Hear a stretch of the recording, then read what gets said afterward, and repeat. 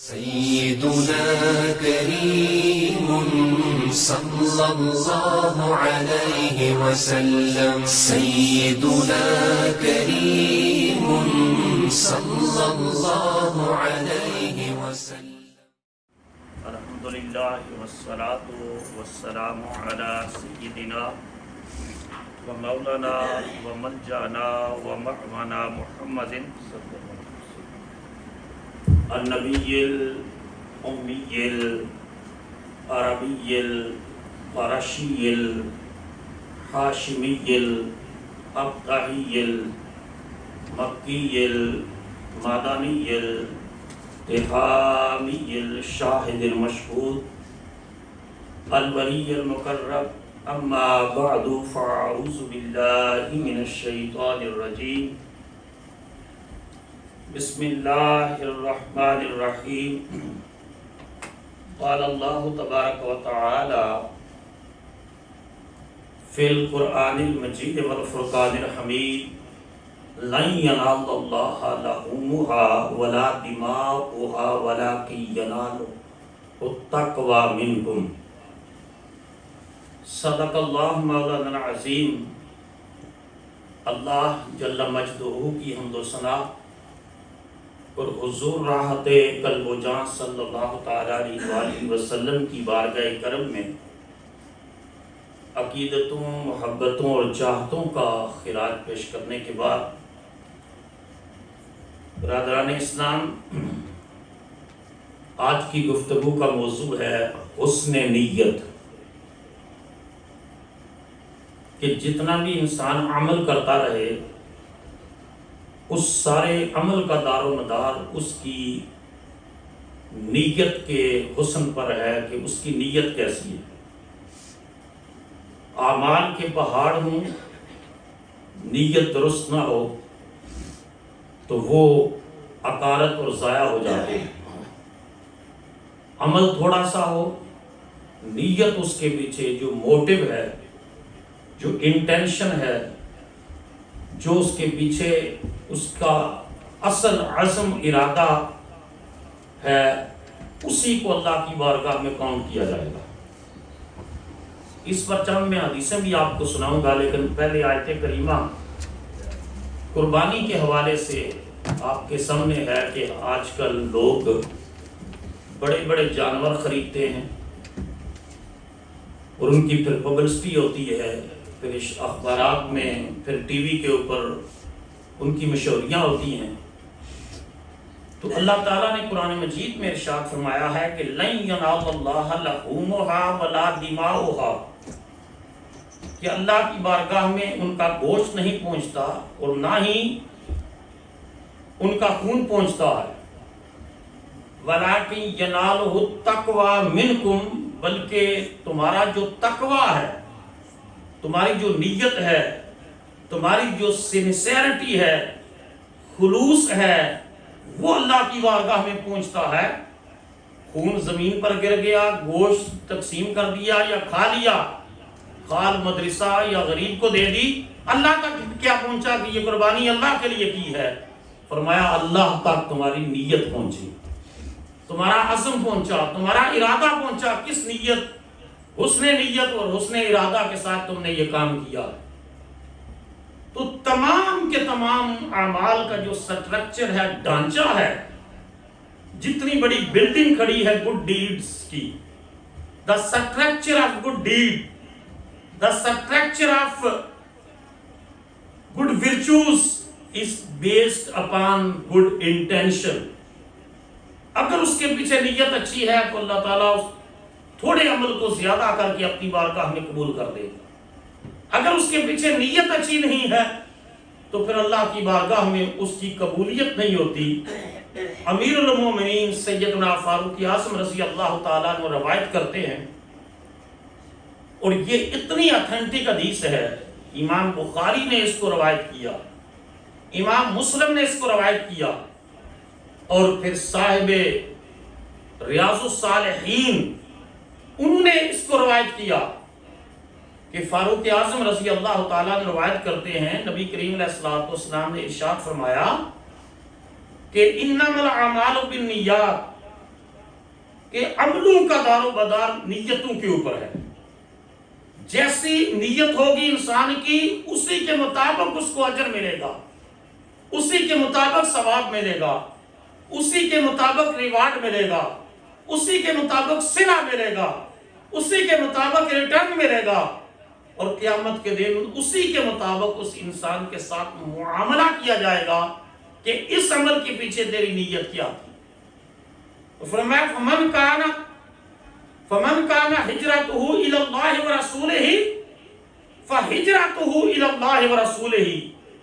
جس شخص نے مائگریٹ کیا، ہجرت کی، اللہ کے لیے ہجرت کی اور اللہ کے رسول کے لیے ہجرت کی، فرمایا اس کی ہجرت کنسیڈر کی جائے گی اللہ کے لیے اور اس کے رسول کے لیے. فمن کانت ہجرتہ لدنیا یصیبها. اور جس نے دنیا کے لیے ہجرت کی، ملک اپنا چھوڑا دنیا کمانے کے لیے، ملک چھوڑا صرف پیسہ کمانے کے لیے، ملک چھوڑا اور دوسرا لفظ حدیث کا ابھی مراتن ینکحھا، یا کسی عورت کے لیے اس نے مائگریٹ کیا کہ میں اس کے ساتھ نکاح کروں گا. دنیا کے لیے ہجرت کی یا کسی عورت کے لیے ہجرت کی، تو فرمایا اسی کو اسی کے مطابق ملے گا جس کی اس نے نیت کی تھی، اور جس کی نیت اللہ اور اس کا رسول ہے، فرمایا اس کو اللہ اور اس کے رسول کی بارگاہ کی طرف جانے کا اجر ملے گا. تو انما اعمال بالنیات، اعمال کا دار و مدار نیتوں پر ہے. جیسی نیت ہوگی ویسا اجر، ویسا صلہ، ویسا ریوارڈ انسان کو اللہ کی بارگاہ سے نصیب ہوگا. ام المومنین حضرت عائشہ صدیقہ رضی اللہ تعالی عنہا بیان کرتی ہیں کہ نبی کریم صلی اللہ تعالی علیہ وآلہ وسلم نے ارشاد فرمایا، جب فتنے ہوں گے تو فرمایا ایک لشکر کعبۃ اللہ پر حملہ کرے گا، حملہ کرنے کے لیے نکلے گا. کعبۃ اللہ پر چڑھائی کرنے کے لیے ایک لشکر نکلے گا. تو فرمایا یکسف، ان کو دنسا دیا جائے گا زمین میں، جو ان کا اگلا حصہ ہے اور جو پچھلا حصہ ہے اس لشکر کا، جو کعبۃ اللہ پر چڑھائی کرنے کے لیے، کعبۃ اللہ پر حملہ کرنے کے لیے جو لشکر آئے گا، اس کا اگلے حصے اور پچھلے حصے کو زمین میں دنسا دیا جائے گا. تو ام المومنین حضرت عائشہ صدیقہ رضی اللہ تعالی عنہا نے سوال کیا رسول اللہ صلی اللہ علیہ وسلم سے، یا رسول اللہ صلی اللہ علیہ وسلم کس طرح ان کو دنسا دیا جائے گا؟ کہ وہ بینہم اسواقہم، ان میں مارکیٹس میں لوگ ہوں گے، بیچ رہے ہوں گے سودا، ان میں بازار ہوں گے، مارکیٹیں بھی ہوں گی.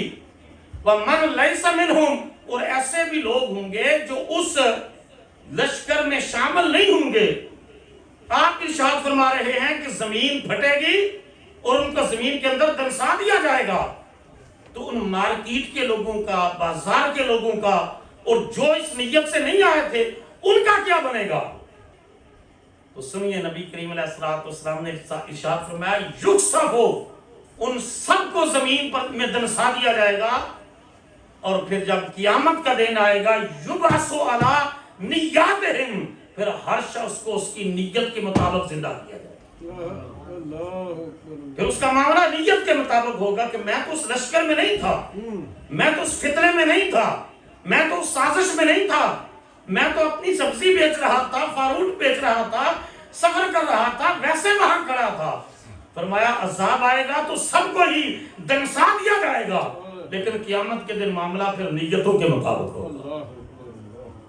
اور کسی کی نیت کو انسان سے بڑھ کر خود انسان اپنی نیت کو جج کر سکتا ہے یا اس کا رب جان سکتا ہے. کوئی دوسرا کسی کی نیت کے بارے میں نہیں جان سکتا کہ اس نے یہ معاملہ کیا اور کس نیت کے ساتھ کیا.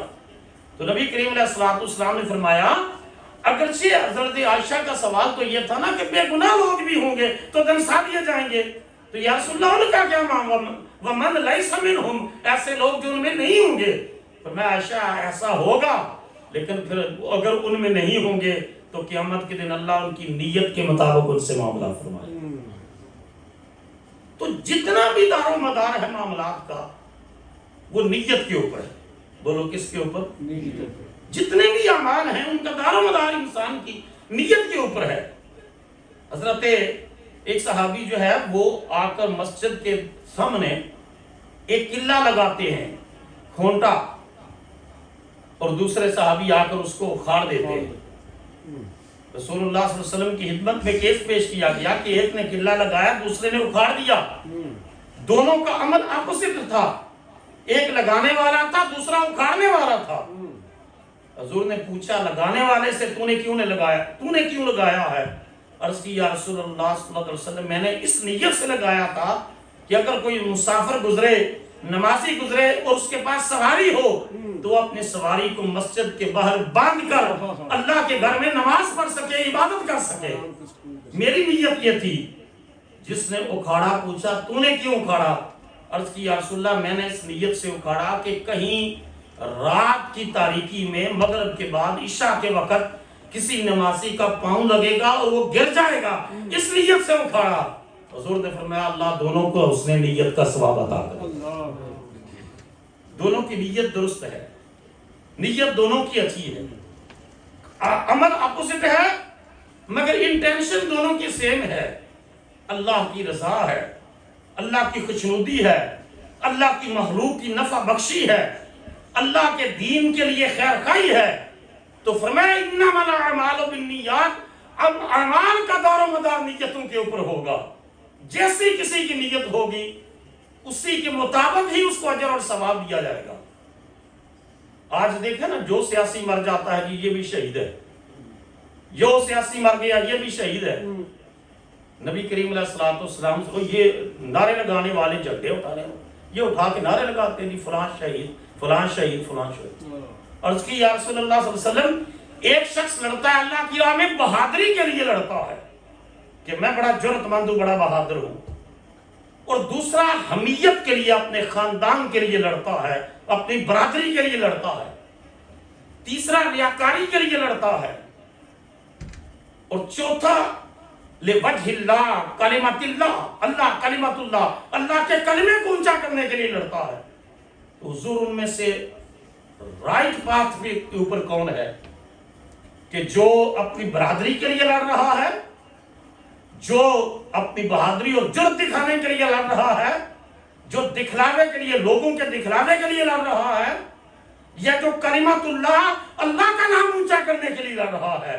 حضور نے فرمایا ان میں صرف وہ قبول ہے جو رب کے لیے لڑ رہا ہے۔ بے شک بے شک۔ اور یہ پارلیمنٹ تک پہنچنے کے لیے جدوجہد کرتی ہے، اور مر گئے جی شہید ہو گئے، اور زبان ذریعہ میں شہید ہو گئے۔ اللہ نے کلیئر قرآن مجید کے فرمایا وَلَا تَقُولُوا لِمَّن يُقْتَلُ فِي سَبِيلِ اللَّهِ، فی سبیل اللہ کی جو قائد لگائی ہے، جو اللہ کی راہ میں قتل ہو جائے، اللہ کی راہ میں، کہ اس کی نیت یہ تھی کہ رب کا کلمہ اونچا کروں گا، اللہ کا جھنڈا اونچا کروں گا، محمد کے دین کو سربلند کروں گا صلی اللہ تعالیٰ علیہ وآلہ وسلم۔ اس کے بعد پھر وہ قتل ہو گیا تو فرمایا اس کو مردہ نہ کہو بلکہ وہ زندہ ہے، بولو وہ زندہ زندہ۔ پھر نبی کریم علیہ الصلوۃ والسلام نے ارشاد فرمایا، دیہاتوں سے زیادہ تر ہم تعلق رکھنے والے لوگ ہیں، یہ بڑی قابل غور حدیث ہے۔ ہر کمیونٹی میں جو ہے وہ پازیٹیو اور نیگیٹو لوگ ہوتے ہیں۔ بدقسمتی ہے کہ انسانی مائنڈ کی اپروچ جو ہے وہ پازیٹیوٹی اور نیگیٹیوٹی کی طرف جاتی ہے۔ پانی کا آدھا گلاس یہاں رکھا ہو، آپ سروے کریں کہ لوگوں سے پوچھیں، جو پازیٹیو مائنڈ کا شخص ہوگا وہ ہمیشہ کہے گا آدھا بھرا ہوا ہے، جو نیگیٹیو مائنڈ کا شخص ہوگا وہ کہے گا آدھا خالی ہے، کیونکہ نیگیٹیو اپروچ رکھنے والے کی نظر ہمیشہ گلاس کا جو خالی حصہ ہے، ایمپٹی پارٹ ہے، اس کی طرف جائے گی، اور جو مثبت سوچ رکھنے والا ہے اس کی سوچ اور نگاہ اور فکر جب بھی دیکھے گی وہ خالی حصے کو نہیں دیکھے گی، وہ بھرے ہوئے حصے کو دیکھے گی۔ بے شک بے شک۔ اس کے اندر پازیٹیوٹی ہے، ہر کام کے اندر سے وہ خیر کا پہلو ڈھونڈتا ہے، ہر کام کے اندر سے وہ اچھائی ڈھونڈتا ہے۔ اور وہ اشفاق صاحب فرماتے تھے کہ ہم جو ہے وہ نئے نئے کالج سے پڑھ کر گئے اپنے گاؤں، تو موچی سے جوتا گنٹھوانے کے لیے گئے تو کہا کہ بابا آپ کو پتا ہے کہ یہ جو مکھی ہے نا، اس کے اندر کتنے سینسرز ہیں کہ انسان تھوڑا سا ہاتھ اٹھائے اور اس کو اندازہ ہو جاتا ہے. اتنا اللہ تعالیٰ نے اس کے اندر سینس رکھا ہے کہ یہ اڑ جاتی ہے, اس کو اندازہ ہو جاتا ہے. تو فرماتے ہیں کہ میں نے کہا کہ میں اپنے علم کا روب جھاڑوں گا تو یہ بابا امپریس ہوگا, انسپائر ہوگا. اور بابا آگے سے مجھے کہتا ہے, موچی بابا کہتا ہے پاویں جتنے بھی سینسر نے پر بہندی تے گن دے اتنے ہی ہے نا, جدو بھی بہندی ہے گن تے بہندی ہے. جو نیگیٹیوٹی رکھنے والا شخص ہے وہ اس مکھی کی طرح ہے جو ہر چیز سے گند ڈھونڈے گا, ہر چیز کے اندر سے کمزوری ڈھونڈے گا, ہر چیز کے اندر سے نقص ڈھونڈے گا, ہر چیز کے اندر سے نیگیٹیو پہلو ڈھونڈے گا. اور جو خیر اچھائی بلائی کی سوچ رکھنے والا ہے وہ ہر چیز کے اندر سے خیر کا پہلو ڈھونڈنے کی کوشش کرے گا. نبی کریم علیہ الصلوۃ والسلام کا یہ ارشاد پاک نے حضور نے فرمایا جب دو مسلمان آپس میں مقابلے میں آ جائیں, یہ بڑی قابل غور حدیث, بخاری اور مسلم کی متفق علیہ حدیث. فرمایا جب دو مسلمان آپس میں تلواریں لے کر سامنے آ جائیں, بندوقیں لے کر سامنے آ جائیں, روائلور لے کر سامنے آ جائیں, آج کی زبان میں حضور نے تو فرمایا بسیفہما, اپنی دونوں تلواروں کے ساتھ آ جائیں. اور فرمایا ان میں ایک دوسرے کو قتل کر دے, ایک مسلمان دوسرے کو قتل کر دے. رسول اللہ صلی اللہ علیہ وسلم نے فرمایا قیامت کے دن قاتل اور مقتول دونوں جہنم میں جائیں گے, دونوں جہنم میں جائیں گے. تو صحابہ بڑے حیران ہوئے, عرض کی یا رسول اللہ صلی اللہ علیہ وسلم ایک نے تو قتل کیا ہے, خون بہایا ہے, فتنہ برپا کیا ہے, اور مقتول کس طرح جہنم میں جائے گا؟ حضور نے فرمایا اس وجہ سے جہنم میں جائے گا کہ اس کی بھی نیت تھی کہ اگر میرا بال چل گیا تو میں اس کو قتل کر دوں. اس نے قتل نہیں کر سکا لیکن اس کی جو نیت تھی, اس کا جو موٹو تھا, اس کی جو انٹینشن تھی کہ مجھے موقع ملا وار اس میں پہلے کر دیا تو یہ مقتول ہو گیا, اگر اس کا وار پہلے چل جاتا تو قتل کر دیتا. فرمایا دونوں کی نیت ایک دوسرے کو قتل کرنے کی تھی, اس وجہ سے دونوں جہنم میں جائیں گے, دونوں جہنم میں جائیں گے. تو انسان کی جو نیت ہے نا, نیت, اس کے اوپر سارے کا سارا اعمال کا ڈھانچہ کھڑا ہے, سٹرکچر کھڑا ہے. اس کی لمبی لمبی داڑیاں ہوں, امامے ہوں, تبلیغیں ہوں, نمازیں ہوں, روزے ہوں, اگر اس کی نیت کے اندر نیگیٹیوٹی ہے اور ہر چیز کے اندر سے نقص ڈھونڈتا ہے تو اللہ تعالیٰ کو اس کی کوئی ضرورت ہے؟ فرشتے ایک لمحے کی غفلت کے بغیر ہر وقت اللہ کی تسبیح کر رہے ہیں, بلکہ کائنات کی ایک ایک چیز ذرہ ذرہ اللہ کی تسبیح کر رہا ہے. یسبح لہ ما فی السماوات و ما فی الارض, جو کچھ بھی زمین میں ہے اور جو کچھ آسمانوں میں ہے اللہ پاک کی تسبیح فرما رہا ہے. تو ہمارا معاملہ جو ہے وہ نیت کے مطابق کہ نیت کیسی ہے انسان کی. نبی کریم علیہ الصلوۃ والسلام غزوہ تبوک پر تشریف لے کر گئے تو آپ کو پتا ہے یہ حضور کی حیات طیبہ کا سب سے بڑا اور آخری معرکہ تھا, اور اس میں سب صحابہ کو کہا کہ روم کی سرحد پر جا کر دشمن سے ٹکرانا ہے, کیونکہ پتا چلا تھا کہ وہاں سے 1 لاکھ کا لشکر مدینہ طیبہ پر چڑھائی کے لیے آ رہا ہے. آیتیں اتری سورہ توبہ کی, آپ کو بتا ہے.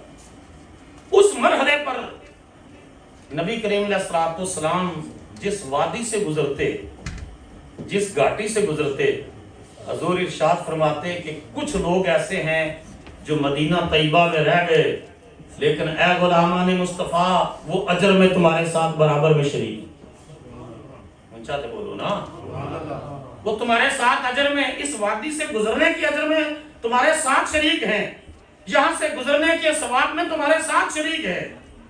عرض کی یا رسول اللہ ہم نے تو اپنے جو ہے وہ چھاؤں چھوڑی, گھر کا کھانا چھوڑا, بیوی بچے چھوڑے, اپنے پکے ہوئے پھل وہ باغات چھوڑے, ہم تو اجر حاصل کریں گے, وہ اپنے گھروں میں بیٹھے ہیں ان کو کس طرح اجر ملے گا؟ حضور نے فرمایا ان کو بیماری نے روکا, ان کو مجبوری نے روکا. اگر بیماری اور مجبوری نہ روکتی, ان کی نیت تھی ہمارے ساتھ آنے کی, اور اللہ اجر دیتا ہے نیت کے مطابق. تو معاملہ کیا ہے؟ معاملہ اتنا ہے کہ انسان کی نیت کیا ہے. انما الاعمال بالنیات, عملوں کا دار و مدار نیتوں کے اوپر ہے, نیتوں کے اوپر ہے. کہ جیسی کسی کی نیت ہوگی اسی کے مطابق اللہ تعالیٰ اس کے ساتھ معاملہ کرے گا. کوئی زید بکر کوئی بیٹا باپ سے چھپ سکتا ہے, باپ بیٹے سے چھپ سکتا ہے, لیکن اس سے کون چھپے گا؟ جو علیم بذات الصدور ہے, جو سینوں کے رازوں کو بھی جانتا ہے. سینوں کے راز, جو راز ہیں ان کو بھی جانتا ہے. ایک حدیث مبارکہ میں یہاں تک آیا کہ قیامت کے دن ایک شخص جو سخی ہے اس کو کھڑا کیا جائے گا. کتنی ہلا دینے والی یہ حدیث. آج ہم ایک روایتی طرز زندگی اختیار کی ہوئے ہیں مذہبی اعتبار سے. حضور نے فرمایا ایک شخص اللہ کی راہ میں بڑا خرچ کرتا, بہت خرچ کرتا, مسجد میں دیتا ہے, مدرسے دیتا ہے, بیوہ کو دیتا ہے, یتیم کو دیتا ہے, ضرورت مند کو دیتا ہے, اور قیامت کے دن حکم ہوگا کہ اس فیاض اور سخی کو, اس جنرس پرسن کو اٹھا کر جہنم میں پھینکو. تو عرض کرے گا یا اللہ میں نے تو پانی کی طرح پیسہ بہایا تیرے راستے میں. اللہ تعالیٰ ارشاد فرمائیں گے کہ تم اس وجہ سے خرچ کرتا تھا کہ لوگ کہیں بڑا سخی ہے, اور لوگوں نے کہا یہ بڑا سخی ہے, لوگوں نے تیرے چرچے کیے, تیری شہرت ہوئی, تیری ناموری ہوئی. یقین جانیے ہلا دینے والی بات ہے.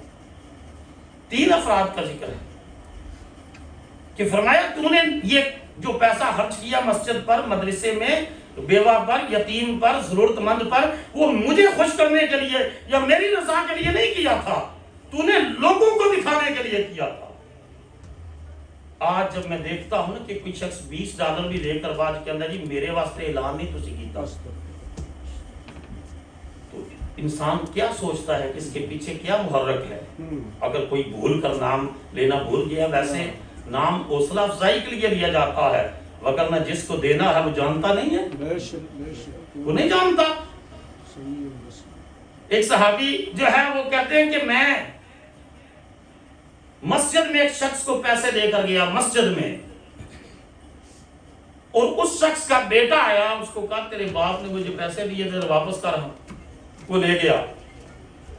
اب وہ شخص واپس آیا اسے لینے کے لیے, میں نے پیسے, انہوں نے کہا جی میں تو تمہارا بیٹا آیا تھا اس کو دے دیے. وہ دونوں کا مقدمہ رسول اللہ کی بارگاہ میں گیا. حضور نے دینے والے کو فرمایا تو نے اللہ کی رضا کے لیے دیا, اللہ نے تیرا قبول فرما دیا. فرمایا نیت کے مطابق تجھے اجر مل گیا. تو جب کوئی شخص کہتا ہے کہ میرا نام نہیں لیا, میرا ذکر نہیں کیا, تو ہلا دینے والی حدیث ہے کہ حضور نے فرمایا اس صحیح کو, اس فیاض کو جو پانی کی طرح پیسہ بہاتا ہے اللہ کے راستے میں, مسجد, مدرسے, غریب مسکین, لیکن جو ہے وہ اس کو جہنم میں پھینک دیا جائے گا کہ تو لوگوں کو خوش کرنے کے لیے دیتا رہا. 10 سال 8 سال ایک برائیں سے پڑھ کے میں بیرا شریف میں پڑھتا رہا ہوں, ایک دن بھی کسی کا مدرسے میں اعلان نہیں ہوا کہ فلاں چودھری صاحب نے دانے بھیجے ہیں, فلاں چودھری صاحب نے کھالیں بھیجی ہیں, فلاں نے پیسہ بھیجا ہے. پیر صاحب فرماتے تھے تم چاہتے ہو کہ تمہارا ضائع ہو جائے یا قبول ہو جائے؟ جی نہیں, ہم چاہتے ہیں قبول ہو جائے. فرمایا پھر تمہارا نام میں نہیں لوں گا, وہ جانتا. لیکن یہاں چونکہ مادیت کی جنت میں ہم رہتے ہیں, مادی قدریں اس قدر غالب ہیں اخلاقی روحانی قدروں کے اوپر, بندے کا نام نہ لو دوسرے دن وہ کہتا جی میں تھوڑے نام ملنا ہی نہیں ہے, اسلام نہیں رہنا. ریاکاری اور دکھلاوا, یہ فرمایا شرک کے مترادف ہے. ایک شخص نفل پڑھ رہا ہے, نفل, اور اس نیت سے نفل لمبے کر دے کہ پاس کھڑا شخص سمجھے یہ بڑا صوفی آدمی ہے, تو رسول اللہ نے فرمایا وہ شرک کر رہا ہے. وہ نماز اللہ کے لیے پڑھ رہا ہے, جو بندہ پاس کھڑا ہے اس کے لیے کہ یہ کہے یہ بڑا نیک آدمی ہے, یہ بڑا پرہیزگار آدمی ہے. تو اتنے چھوٹے چھوٹے اعمال کے اندر بھی جب ریاکاری آ جاتی ہے نا, دکھلانا آ جاتا ہے, تو اللہ تعالیٰ اس کو رد کر دیتا ہے, دھتکار دیتا ہے. فرماتا ہے میں وہ قبول کروں گا جو تو نے صرف میرے لیے کیا. ہم میں سے ہر شخص گناہ کرتا ہے, تنہائیوں میں بھی, اجتماعات میں بھی, اور ہم چاہتے ہیں ہمارے گناہ کا کسی کو پتہ نہ چلے, اور کسی کو پتہ نہ چلے. تو علماء نے لکھا جس طرح انسان گناہ کو چھپاتا ہے رسوائی کے ڈر سے, گناہ چھپاتا ہے کہ رسوا نہ ہو جاؤں, اسی طرح اگر نیکی چھپائے تاکہ قیامت کے دن کی رسوائی سے بچ جاؤ. نیکی چھپائے تو اس کو خلوص کہتے ہیں. اور چھپائی ہوئی نیکی انسان تو چھپاتا ہے، مگر اللہ تعالیٰ جب ظاہر کرتا ہے تو سلطان باؤ کی نیکیوں کا چرچا امریکہ میں بھی ہوتا ہے، افریقہ میں بھی ہوتا ہے. وہ کوٹھڑیوں میں، وہ بند کمروں میں کی جانے والی نیکیاں، وہ تنہائیوں میں کی جانے والی نیکیاں، جن کے پیچھے انٹینشن اور موٹیو یہ تھا کہ مالک یہ میں نے تیرے لیے کیا ہے، تیری رضا کے لیے کیا ہے. تو اللہ کی ذات پھر ان نیکیوں کو ضائع نہیں ہونے دیتا. جو زمانہ آگے بڑھتا ہے اللہ ان نیکیوں کی چمک بڑھاتا ہے، ان نیکیوں کی چمک بڑھاتا ہے. تو جو انسان انما الاعمال بالنیات، اعمال کا دار و مدار انسان کا نیتوں کے اوپر ہے کہ کس نیت کے ساتھ اس نے یہ معاملہ کیا ہے، کس نیت کے ساتھ اس نے اللہ کی بارگاہ میں حاضر ہوا ہے، کس نیت کے ساتھ اس نے نیکی کا کام کیا ہے. قربانی کا جتنا بڑا بھی جانور ہو، قرآن نے اعلان کر دیا ہے لن ینال اللہ لحومھا ولا دماؤھا. اللہ تک نہ خون پہنچا ہے نہ گوشت پہنچا ہے، ولکن ینالہ التقوی منکم. تیری نیت پہنچی ہے، تیرا خلوص پہنچا ہے، تیرا تقوی پہنچا ہے کہ اس نے اس سال قرضہ تھا، مشکل تھی، پھر بھی میری رضا کے لیے قربانی کر دی. جو نیت ہوگی اسی کے مطابق اللہ کی ذات انسان کے ساتھ معاملہ کرے. تو اس کی بارگاہ میں کثرت نہیں دیکھی جاتی، خلوص سے نیت دیکھا جاتا ہے. آپ دیکھیں نا، ڈھیر لگے ہوئے تھے نا غزوہ تبوک کے اوپر، ڈھیر لگے ہوئے تھے. اور جب ابو عقیل نے آ کر رسول اللہ کی خدمت میں عرض کیا کہ میں تو یہ 2 سیر کھجوریں لے کر آیا ہوں یا رسول اللہ صلی اللہ علیہ وسلم، کیونکہ میں یہ ساری رات، یہ جب آپ نے فرمایا تو میں نے سوچا کل میں کون سا منہ لے کر حضور کی بارگاہ میں جاؤں گا، کیا منہ دکھاؤں گا، میرے پاس تو گھر میں کچھ بھی نہیں ہے، میں کیا کروں گا. تو ایک یہودی کے باغ کی نوکر جو ہے ساری رات پانی دیا ہے اور مزدوری میں مجھے یہ 2 سیر کھجوریں ملی ہیں، میرے پاس یہی تھا یا رسول اللہ یہ میں لے کر آ گیا ہوں. میرے قدردان نبی نے فرمایا تو یہ جو 2 سیر کھجوریں لے کر آیا ہے نا، سامان کے ڈیروں کے اوپر 2 کھجوریں رکھ دے، تیری وجہ سے کر کے رب نے باقیوں کا قبول کرنا. کیونکہ خلوص تھا اس کے اندر، اس کے اندر خلوص تھا. اس کی نیت یہ تھی کہ میں جاؤں گا یہ 2 سیر کھجوریں لے کر، میرا رسول خوش ہو جائے گا، رسول اللہ خوش ہوں گے تو رب کی ذات خوش ہوگی. جب انسان کی نیت اچھی ہوتی ہے تو اللہ تعالیٰ اس کے ساتھ پر معاملہ بھی ایسا کرتا ہے کہ انسان صبح 1500 سال گزر گیا، ابھی تک ابو عقیل کے خلوص کی خوشبو ختم نہیں ہوئی. ابھی تک خوشبو ختم نہیں ہوئی، ذکر بھی ہو رہا ہے اور اس خلوص کی خوشبو بھی قائم ہے اور صبح قیامت تک قائم و دائم ہے. ایک معاملہ ہے کہ ایک آرگنائزیشن ہے، اس کا ایک سٹرکچر ہے، اس کا ایک سسٹم ہے، اس کا ایک چیک اینڈ بیلنس ہے، اس میں لوگوں کو جو ہے وہ چیزیں وہ دے رہی ہے آرگنائزیشن. اس کا جو ہے اس نے فنڈز لینے ہیں، ڈونیشنز لینے ہیں، لوگوں کو دکھانا ہے کہ یہ کام، یہ ایک نظام سسٹم ہے، نظام ہے. لیکن ایک شخص جو ذاتی طور پر کام کر رہا ہے اس کو چاہیے کہ اس کی اظہار کی بجائے چھپا کر کام کرے تاکہ اللہ کی ذات اس کی عمل کو اس کی نیت کے ساتھ کنیکٹ کر کے اس کو اجر اور ثواب عطا فرمائے. ریاکاری کو شرک اصغر کہا گیا، یہ چھوٹا شرک ہے. فرمایا بڑا شرک ختم ہو گیا، چھوٹا شرک تمہارے اندر قائم رہے گا. یا رسول اللہ چھوٹا شرک کیا ہے؟ فرمایا یہ دکھلاوا ہے، یہ ریاکاری ہے کہ بندوں کو خوش کرنے کے لیے انسان یہ کام کرتا رہے. اور آج تو سوشل میڈیا نے خلوص کی دھجیاں بکھیر کر رکھ دی. ایک آدمی کوئی کام کرتا ہے کہ میں یہ سے کروں کہ میری یہ بات لوگوں تک پہنچے اور اس کا فائدہ ہو، علم میں اضافہ ہو، اور ایک شخص صرف اپنی ذات کے اظہار کے لیے اس میں میری ذات کا جو ہے بڑا پن شامل ہو. تو فرمایا پھر انما الاعمال بالنیات، پھر اعمال. اور پھر وہ حدیث، وہ بھی بخاری اور مسلم کی متفق علیہ حدیث، امام بخاری نے بھی اس کو روایت کیا، امام مسلم نے بھی روایت کیا. میں شب برات کے اوپر یہ حدیث بیان کی ہے، لیکن چونکہ یہ موضوع سے ریلیٹڈ ہے میں پھر بیان کرتا ہوں. نبی کریم علیہ الصلوۃ والسلام نے ارشاد فرمایا کہ 3 افراد باتیں کرتے ہوئے جا رہے تھے، باتیں کرتے ہوئے سفر کر رہے تھے، مسافر تھے، اور رات آ گئی. اور رات اس وقت کوئی ہوٹلز تو ہوتے نہیں ہوتے، کوئی سرائے بھی اتنے زیادہ نہیں تھے، تو رات گزارنے کے لیے ایک غار کے اندر انہوں نے کہا اس غار کے اندر رات گزارتے ہیں، چلے گئے۔ اور اوپر سے رسول اللہ صلی اللہ علیہ وسلم نے فرمایا، بخاری اور مسلم کی متفق علیہ حدیث، پتھر گرا اس غار کا منہ بند ہو گیا۔ وہ اٹھے تو تینوں نے مل کر اس پتھر کو ہٹانا چاہا، لیکن اتنا بھاری بھرکم پتھر تھا کہ وہ ہلا بھی نہیں ہے ان تینوں سے۔ اور انہوں نے کہا اب کیا کیا جا سکتا ہے؟ تو رسول پاک علیہ الصلوۃ والسلام نے ارشاد فرمایا، ان میں سے ایک نے کہا کہ اپنا جو عمل اللہ کے لیے کیا ہے نا، اس عمل کا واسطہ دے کر رب سے دعا کرتے ہیں اللہ اس مشکل کو آسان فرما دے۔ سبحان ان میں سے ایک نے کہا کہ اللہ تعالیٰ میرے بوڑھے ماں باپ ہیں، اور میں جب بھی گھر آتا ہوں اپنی بکریاں لے کر کے تو میں ان کا دودھ دو کر، میرے بچے دوڑ کر آتے ہیں، میری بیوی، لیکن میں ان کو دودھ نہیں دیتا جب تک میں اپنے بوڑھے ماں باپ کی خدمت میں دودھ پیش نہیں کر دیتا۔ آج پاکستان تو کسی دی مائی یا بابا فون کرے نا تے اتنے ایسے ایسے جوان نے کہتے روز ہی بابے نو پیسے چاہیے، کہ مائی دے خرچے نہیں مکدے ہیں۔ تمہیں پتہ نہیں میرے 6 بچے نے، 8 بچے نے، 10 بچے نے، امریکہ کے خرچے کتنے نے، چوتھے جڑے فون کیتی ہوں پیسیاں واسطے۔ یقین جانو ایسے ایسے واقعات ہیں، ان کا وقت نہیں ہے۔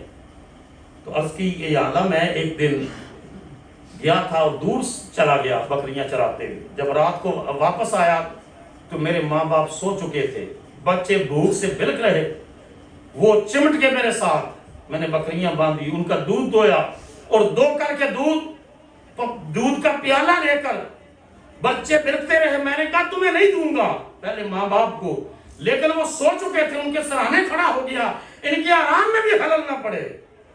ساری رات بچے روتے رہے، ماں باپ سوئے رہے، آدھی رات ہوئی تو ماں باپ کی آنکھ کھلی اور میں نے ان کو پہلے دودھ پیش کیا، اس کے بعد بچوں کو کیا۔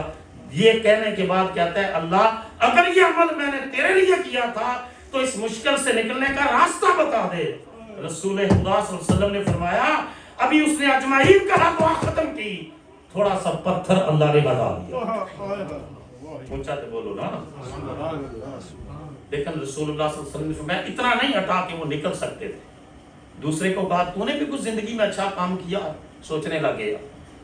اس نے کہا ہاں میری ایک چچا زاد بہن تھی، اس سے مجھے بڑی محبت تھی، اس نے مجھے ایک مرتبہ پیسے مانگے تھے اور میں نے انکار کر دیا تھا کہ جب تک مجھے اپنے آپ پر قابو نہیں دو گی میں تمہیں پیسے نہیں دوں گا۔ پھر کچھ وقت گزرا، پھر اس کو ضرورت پڑی، میں نے پیسے دے دیے، سونے کا سکہ دیا اس کو، اور اس نے کہا کہ جو کرنا ہے میں اتنی مجبور ہوں تم کر سکتے ہو۔ تو یا اللہ جب میں نے اس پر پورا قابو پا لیا تو اس نے کہا کہ اس مہر کو نہ توڑو، خدا سے ڈرو۔ تو یا اللہ تیرا خوف اور تیرا ڈر اور تیری خشیت میرے اوپر غالب آ گئے۔ میں نے سونے کا وہ سکہ بھی اس سے نہیں لیا چچا زاد بہن سے، اور میں نے اس کے ساتھ برائی بھی نہیں کی، اور میں نے اس کو چھوڑ دیا۔ ان کنت فعلتو لاجرک، اگر یہ کام میں نے تیری رضا کے لیے کیا تھا تو ہمیں اس مشکل سے نکلنے کا راستہ دے۔ مصطفیٰ نے فرمایا اس کی دعا مکمل ہوئی، اللہ نے پتھر اور ہٹا دیا، لیکن ابھی بھی وہ نکل نہیں سکتے تھے۔ تیسرے کو کہا بھئی تم، انہوں نے کہا میرے پاس ایک شخص ملازمت کرتا تھا اور اس نے کافی دن میرے پاس مزدوری کی۔ یہاں بڑے بڑے پاکستانیوں کو میں دیکھتا جی بندے روندے ہوندے جی کام کیتا نال پیسے نہیں دیتے، مزدوراں نے 2 دیہڑیاں لائیاں نے، کسی نے پیسے نہیں دیتے جی، وہ منگتے رہندے نے، پیچھے بھجتے رہندے نے، پیسے نہیں دیتے۔ اس نے کہا کام کیا اور چلا گیا، کسی وجہ سے پیسے نہیں دیے، اور میں نے ان پیسوں سے بکریاں خریدی، پھر بکریاں بڑی، پھر گائے خریدی، بہت بڑا میں نے فارم بنا لیا۔ اور کافی سالوں کے بعد وہ واپس آیا، گھوڑیاں بھی تھیں، واپس آیا اور اس نے کہا کہ میں نے تیرے پاس مزدوری کی تھی، میرا بقایا۔ میں نے کہا وہ ساری بکریاں اور بھیڑیں اور گائے اور گھوڑیاں وہ ساری لے جاؤ۔ اس نے کہا میرے ساتھ مذاق نہ کرو، میرے پیسے دو جو میں نے تیرے ساتھ مزدوری کی وہ۔ انہوں نے کہا یہ جو جتنا مال دیکھ رہا ہے میں نے انہی پیسوں سے جو تو نے نہیں لیے تھے، انہی پیسوں سے یہ سارا فارم بنایا ہے، یہ ساری چیزیں بنائی ہیں۔ لے جاؤ. اس نے ہاتھ میں اسٹک پکڑی, وہ ساری بکریاں اور بھیڑیں اور گائے اس کو ہانک کر لے گیا. میں دیکھتا رہا اور میں اس کے پیچھے نہیں بھاگا. یا اللہ اگر یہ میں کام تیری رضا کے لیے کیا تھا تو پتھر ہٹا دے. رسول اللہ صلی اللہ علیہ وسلم نے فرمایا تیسرے کی دعا مکمل ہوئی تو پتھر مکمل ہٹ چکا تھا. تو انما الاعمال بالنیات, اعمال کا دار و مدار بولو کس کے اوپر ہے؟ نیتوں پر. سارے بولو کس کے اوپر ہے؟ نیتوں پر. ہمیں چاہیے کہ آج ہم سب اپنی نیتوں کا تجزیہ کریں, انالیسس کریں, ایویلویٹ کریں, سیلف اکاؤنٹیبلٹی کریں کہ ہم جو کام کریں کس نیت سے کر رہے ہیں. کہیں ایسا تو نہیں ہے کہ اتنا پیسہ خرچ کر دیا, اتنی محنت کر دی, اتنی جد و جہد کر دی اور پیچھے نیت کچھ اور تھی. اگر نیت درست نہیں ہے تو اس نیت کو درست کرنے کی ضرورت ہے. اللہ رب العزت سے دعا کرتا ہوں اللہ مجھے اور آپ سب کو اپنی اپنی نیتوں کی درستگی کی توفیق عطا فرمائے. وما علینا الا البلاغ.